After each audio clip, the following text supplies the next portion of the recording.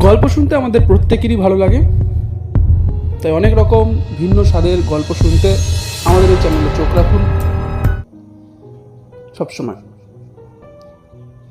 আমাদের চ্যানেলের নাম রহস্যের সন্ধানে, অনেক রকম গল্প নিয়ে আমাদের এই বিশেষ নিবেদন। চলুন শুরু করা যাক আজকের গল্প।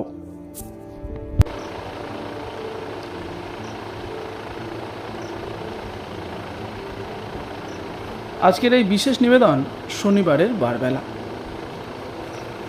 কণ্ঠে আমি রাজদীপ মল্লিক। শুরু হচ্ছে আজকের গল্প। জানি না কেন লোকে শনিবারের দুপুরবেলাকে বারবেলা বলে। বারবেলার ডিকশনারি মানে হলো দিনের যে অংশে শুভ কার্য করা শাস্ত্রানুসারে নিষেধ। ছোটবেলায় শুনেছি ওই দুপুরবেলা নাকি ভূতেরা ঘোরাফেরা করে, ওত পেতে বসে থাকে, একটু এদিক ওদিক দেখলেই ঘাটটা মোটকে দেবে।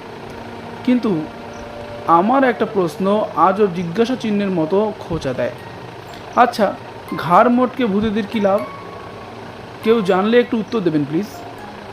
আবার যারা মেছো ভূত আছে তারা নাকি রাস্তার ধারে অপেক্ষা করে। এই ধরুন আপনি 2 কেজি ওজনের একখানা কাতলা মাছ নিয়ে যাচ্ছেন আর মনে মনে ভাবছেন বাড়িতে গিয়ে বলবেন ভালো করে কালিয়া রান্না করে খাওয়াতে, আর তখনই একটা মেছো ভূত আপনার চোখের আড়ালে আপনার সমস্ত চিন্তা ভাবনায় কালিয়া ঢেলে মাছের ব্যাগটা কেড়ে নিয়ে ভ্যানিশ। আপনি কিং কর্তব্য বিমূঢ়, হয়তো খানিক ভয় পেয়ে আর যা কিছু সঙ্গে ছিল সব ফেলে দিয়ে ভূত ভূত বলে দৌড়ালেন। এই মেছো ভূতেদের নজর নাকি শুধু মাছের দিকেই থাকে, মাছের মালিকদের দিকে নয়। তাই এই যাত্রায় আপনার মাছ হাওয়া হলেও ঘাটটি সুরক্ষিত। ছোটবেলায় আমার অত শাস্ত্রজ্ঞান ছিল না, এখনও নেই যদিও। শুভ অশুভের তফাৎটাও বুঝতাম না, তাই শনিবারের দুপুরবেলাকে কখনোই বারবেলা ভাবতে পারতাম না, বরং আনন্দ মেলায় লাগত। কারণ অপেক্ষা করে থাকতাম কখন রেডিওতে বেজে উঠবে মাথার ঘন চুল যখন মরুভূমি হয়ে যায়, ওয়েসিস নিয়ে আসে মরুদ্যান মেঘের ছায়ায় ছায়ায়, শ্রাবন্তী মজুমদার। খুব সম্ভবত কলকাতা খ চ্যানেলে অনুষ্ঠানটি হতো। মাথার ঘন চুল যখন মরুভূমি হয়ে যায়, এই লাইনটা তখন বিশেষ বুঝতাম না, এখন বুঝি। তারপরই আসতো ফিনাইল এক্স নিবেদিত রহস্য নাটক। অনুষ্ঠানটির নাম ছিল শনিবারের বারবেলা। নারী কণ্ঠে বেজে উঠল, ওই সময় হয়েছে, হ্যাঁ এই সময়টা তো।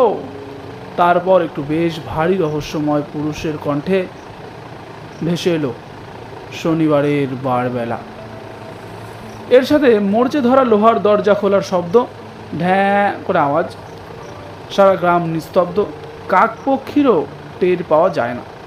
রাস্তায় একটা লোকও নেই, আর তার সাথে তাকানো যায় না এমন রোদ্দুর।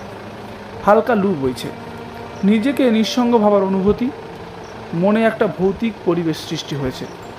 তখনও রান্নাঘরে খুন্তি নাড়ার আওয়াজ। আমি রেডিওটা সঙ্গে নিয়ে ভয়ে ভয়ে নাটক শুনছি।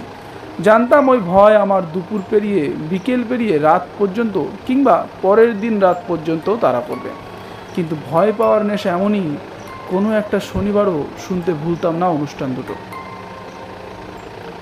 শনিবার ছিল হাফ ছুটি, বাড়ির সামনে স্কুল।